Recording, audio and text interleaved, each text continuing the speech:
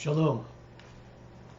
I'm going to read for you YeHoshua, or Joshua, chapter 5. And then I'm going to talk about it a little bit. When all the kings of the Amori on the west side of the Yarden, and all the kings of the Canaani near the sea, heard how Adonai had dried up the Yarden River ahead of the people of Israel until they had crossed over, their hearts failed them, and they fell into depression because of the people of Israel.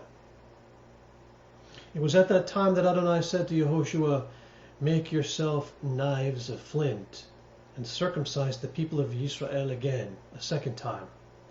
So YeHoshua made himself knives of flint, and circumcised the people of Israel at Givat Ha'aralut, the hill of foreskins.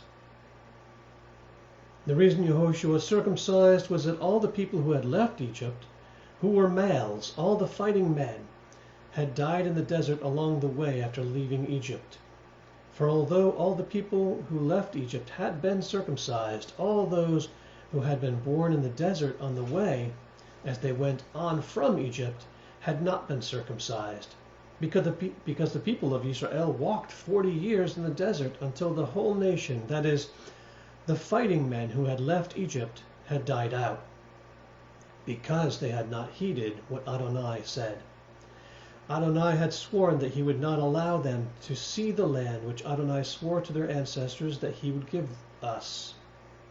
That us, by the way, is evidence this is a first-person account. A land flowing with milk and honey. So he raised up their children to take their place.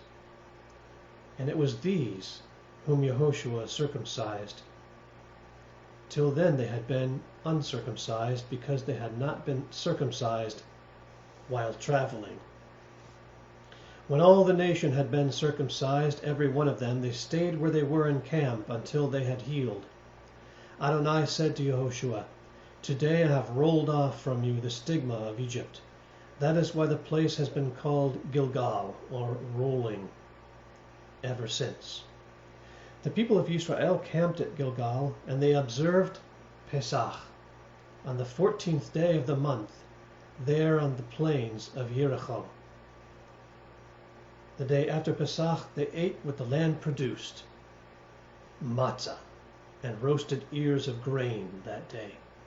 The following day, after they had eaten food produced in the land, the manna ended, the manhu ended. From then on, the people of Israel no longer had man or manhu. Instead, that year, they ate the produce of the land of Canaan. One day, when YeHoshua was there by Yericho, he raised his eyes and looked, and in front of him stood a man with his drawn sword in his hand.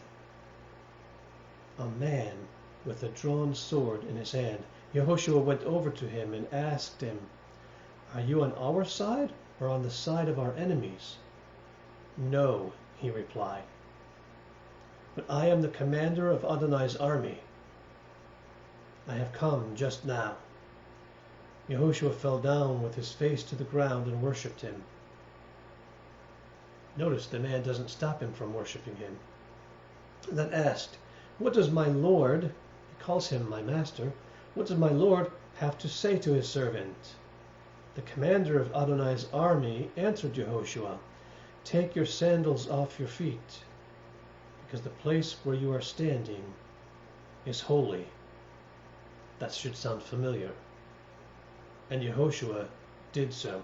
And notice this man had a drawn sword in his hand. It means he's ready for battle, ready for action.